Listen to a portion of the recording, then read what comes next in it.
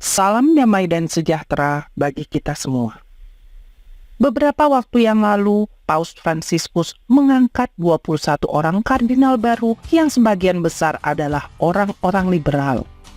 Langkah ini langsung terbaca sebagai keinginan Paus Fransiskus untuk memastikan paus baru yang akan terpilih untuk menggantikannya kelak adalah paus yang juga liberal seperti dirinya. Dengan cara demikian, kelanjutan upaya modernisasi gereja sesuai semangat Konsili Vatikan II yang saat ini sedang diupayakan maksimal akan terjamin. Setidaknya itulah yang sedang direncanakan oleh Paus Fransiskus. Tindakan itu segera mendapat tanggapan keras dari Uskup Agung Vigano.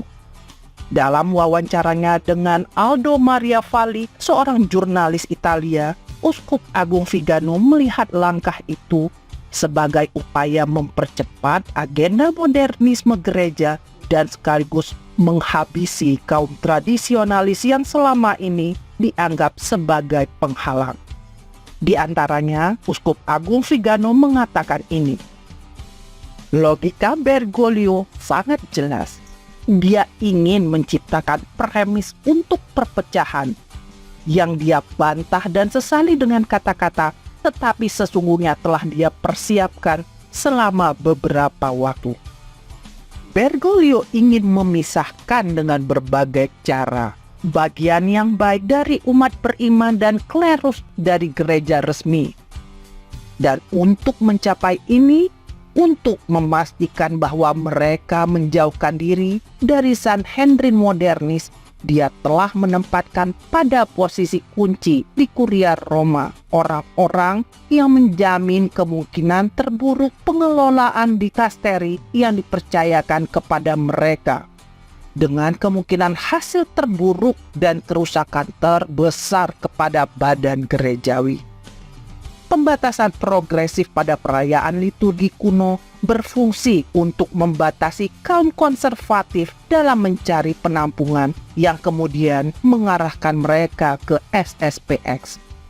Segera setelah sinode akan terjadi konsekuensi tragis di dalam gereja pada perubahan doktrinal, moral, dan disiplin. Hal ini akan menyebabkan eksodus umat Katolik yang setelah normalisasi terhadap institut Ecclesiae menjadikan SSPX sebagai pemonopoli tradisi.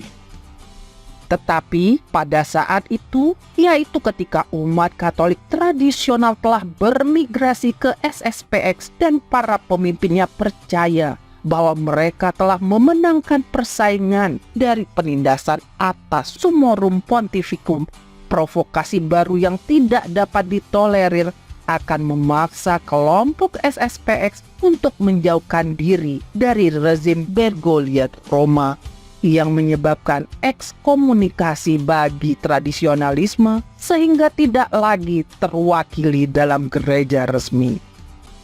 Demi alasan ini, menurut pendapat saya, penting untuk mempertahankan fragmentasi tertentu dari gerakan tradisionalis agar manuver jahat pengusiran terhadap umat Katolik tradisional dari badan gerejawi menjadi lebih kompleks. Dalam wawancara tersebut, secara jeli, Uskup Agung Vigano membaca arah sesungguhnya dari berbagai kebijakan kontroversial Paus Fransiskus. Kegigihan kaum tradisionalis yang berpegang teguh pada ajaran dan tradisi gereja oleh Paus Fransiskus dianggap menjadi penghalang terbesar bagi agendanya untuk mengubah wajah gereja Katolik sesuai arah yang dikehendaki Konsili Vatikan II, yaitu gereja yang selalu berubah dan beradaptasi dengan perkembangan zaman. Uskup Agung Vigano melihat tindakan Paus Fransiskus yang melalui Traditionis Custodes menyatakan Misa Novus Ordo sebagai satu-satunya liturgi lex orandi bagi gereja, tidak lain bertujuan untuk menghapuskan secara perlahan Misa Latin tradisional dari gereja Katolik. Ditambah dengan tindakannya menempatkan kaum liberal dan progresif pada posisi kunci di Kuria Roma.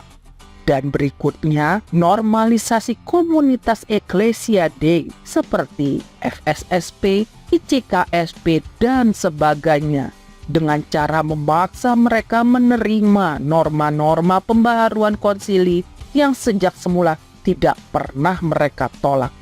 Kondisi itu dirancang untuk memojokkan kaum tradisionalis pada satu wadah yang tersisa, yaitu SSPX.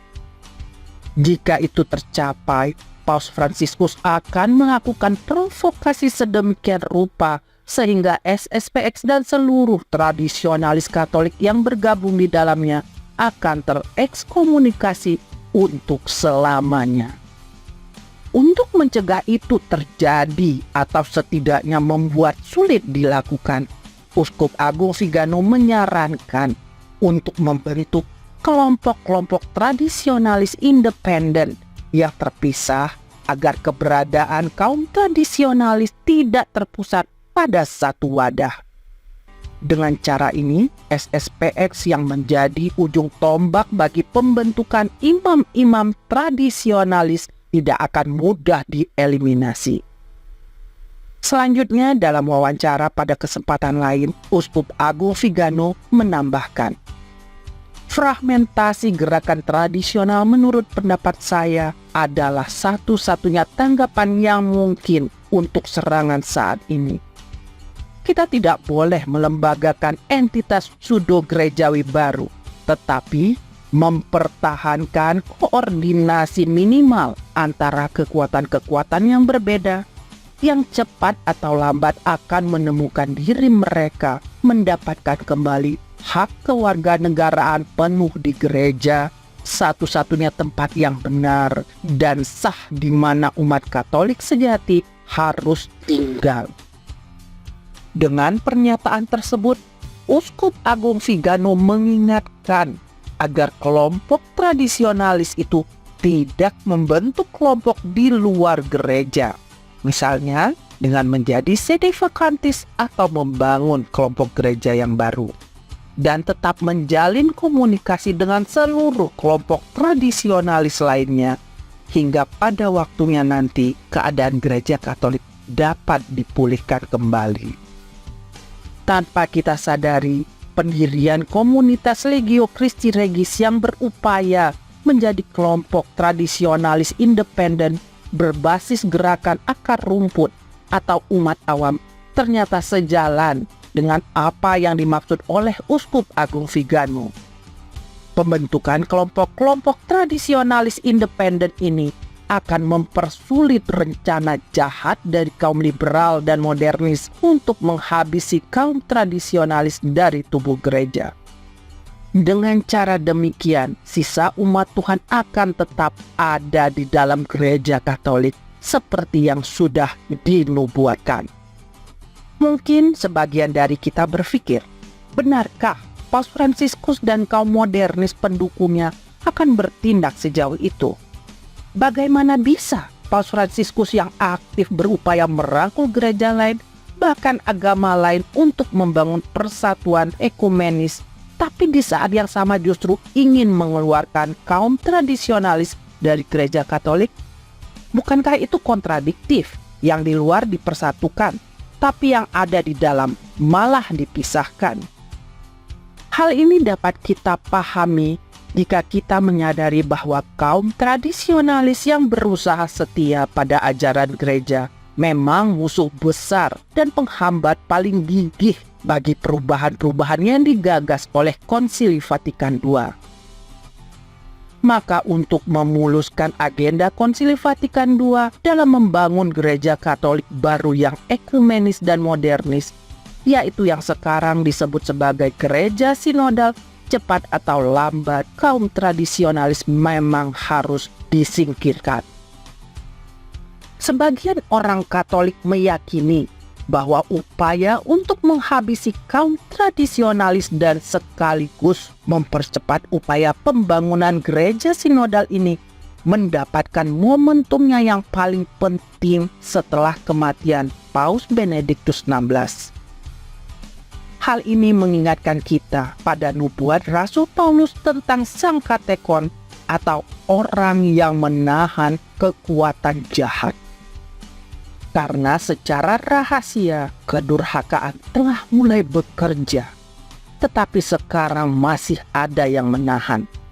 Kalau yang menahannya itu telah disingkirkan, pada waktu itulah si pendurhaka baru akan menyatakan dirinya. 2 Tesalonika bab 2 ayat 7 hingga 8. Beberapa orang memang meyakini Paus Benediktus XVI adalah sang katekon yang dimaksud, dan sekarang dia telah disingkirkan. Paus Benediktus XVI yang sudah sangat tua dan lemah pastilah terpukul setelah Paus Fransiskus mengeluarkan Traditiones Custodes pada tahun 2021. Dokumen tersebut secara praktis membatalkan Summorum Pontificum yang dikeluarkan Paus Benediktus XVI pada tahun 2007. Akibatnya, hanya butuh waktu kurang dari 2 tahun, Paus Benediktus XVI akhirnya harus meninggalkan dunia ini dalam keadaan dipermalukan oleh penerusnya.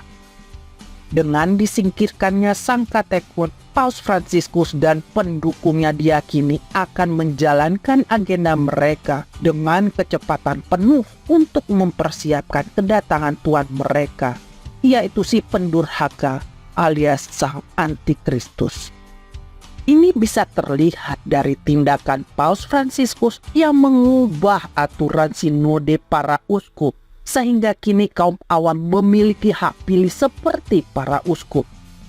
Paus Fransiskus juga mengangkat orang-orang modernis menjadi kardinal. Dan salah satu perubahan yang terpenting, ia mengangkat seorang liberal dan heterodoks, yaitu Uskup Agung Fernandes menjadi prefek DDF yang seharusnya bertugas menjaga kemurnian ajaran gereja. Penempatan Uskup Agung Fernandes yang liberal dan heterodoks sebagai prefek DDF adalah langkah strategis yang akan memastikan perubahan ajaran-ajaran gereja yang diperlukan bagi gereja sinodal tidak akan mengalami hambatan. Dengan melihat berbagai perubahan yang tidak wajar ini, maka pernyataan Uskup Agung Vigano bahwa Paus Fransiskus berniat mengurung kaum tradisionalis pada satu wadah dan kemudian menghabisi mereka dengan ekskomunikasi menjadi sangat beralasan. Tapi apakah rencana Paus Fransiskus untuk menghabisi kaum tradisionalis itu akan terwujud? Tentu saja tidak. Berdasarkan nubuat Rasul Paulus, Tuhan sendiri yang akan menjaga adanya sisa umat. Roma bab 11 ayat 2 hingga 5. Alasannya jelas.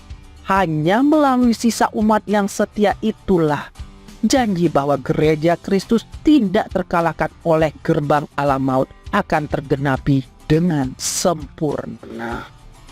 Jika kita memahami persoalan ini dalam konteks nubuat akhir zaman, maka percepatan upaya hierarki untuk mewujudkan gereja sinodal alias gereja Katolik palsu yang bertujuan mempersiapkan kedatangan antikristus ini justru menunjukkan bahwa akhir dari rezim Konsili Vatikan II sudah mulai terlihat. Iblis tahu bahwa dia hanya punya waktu tersisa sedikit saja. Wahyu bab 12 ayat 12. Maka semua rencana harus dipercepat. Sejak Konsili Vatikan II dengan berbagai perubahannya yang bertahap, kita sudah melihat buah-buah buruknya yang merusak dan melemahkan gereja. Ketika perubahan itu dilakukan dengan skala penuh, seperti yang mulai terjadi sekarang, kerusakan yang dihasilkan juga akan maksimal dan sekaligus fatal. Selanjutnya kerusakan fatal itu justru menjadi bumerang yang akan mengakhiri gereja konsili, tapi bukan akhir dari gereja Kristus. Mengapa demikian? Semua perubahan merusak yang dibuat oleh rezim konsili guna menyingkirkan struktur gereja Katolik yang lama dan menggantinya dengan gereja sinodal pada akhirnya hanya menciptakan berbagai persoalan pelik yang justru melemahkan gereja sinodal tersebut sebagai institusi. Sebagai konsekuensinya, gereja sinodal yang sudah tidak lagi memiliki struktur hierarkis monarki, tidak dibangun dengan basis iman dan moral yang kokoh, dan terutama tidak memiliki kekudusan, akan hancur lebur karena tidak sanggup menanggung beratnya berbagai persoalan yang ditimbulkannya sendiri. Dan mungkin juga serangan dari faktor luar yang sudah tidak dapat ditangkalnya lagi. Ibarat gedung bertingkat yang sebelumnya berdiri kokoh selama puluhan tahun. Kemudian penyewa barunya yang pandir melakukan renovasi besar-besaran dengan cara merusak fondasi tanahnya untuk membuat ruangan bawah tanah dan mematahkan tiang-tiang penyangganya yang kokoh untuk diganti tiang-tiang baru berkualitas rendah. Tidak butuh waktu yang lama, dipastikan gedung itu akan runtuh. Kurang lebih seperti itulah keadaan yang akan terjadi pada gereja konsili, alias gereja sinodal, alias gereja Katolik palsu. Hari-hari akhirnya sekarang sudah mulai terlihat. Sementara itu, sisa umat yang setia, yaitu kaum tradisionalis, mereka bagaikan penghuni yang bijak dan tahu akan ada masalah dengan gedung yang direnovasi secara sembrono. Mereka mendengarkan nasihat yang meminta mereka keluar dari gedung. Pergilah kamu, hai umatku, pergilah daripadanya, supaya kamu jangan mengambil bagian dalam dosa-dosanya, dan supaya kamu jangan turun ditimpa malapetaka-malapetakanya. Wahyu bab 18 ayat 4. Maka mereka pun memilih keluar dari gedung dan membangun tenda di luar gedung, namun masih tetap di halamannya pada jarak yang aman. Pada waktu gedung tersebut benar-benar runtuh, mereka tidak ikut mengalami celaka. Demikianlah sisa umat Tuhan atau kaum tradisionalis akan tetap eksis di dalam gereja Kristus dan berdiri kokoh dalam iman yang benar karena mereka tidak tercemar oleh berbagai ajaran yang merusak. Selanjutnya dengan pertolongan dan kekuatan Roh Kudus, mereka akan berjuang bagaikan Yudas Makabe untuk merebut kembali gereja Katolik sebagai institusi, menguduskannya dari segala kenajisan, dan memulihkan keadaannya seperti semula.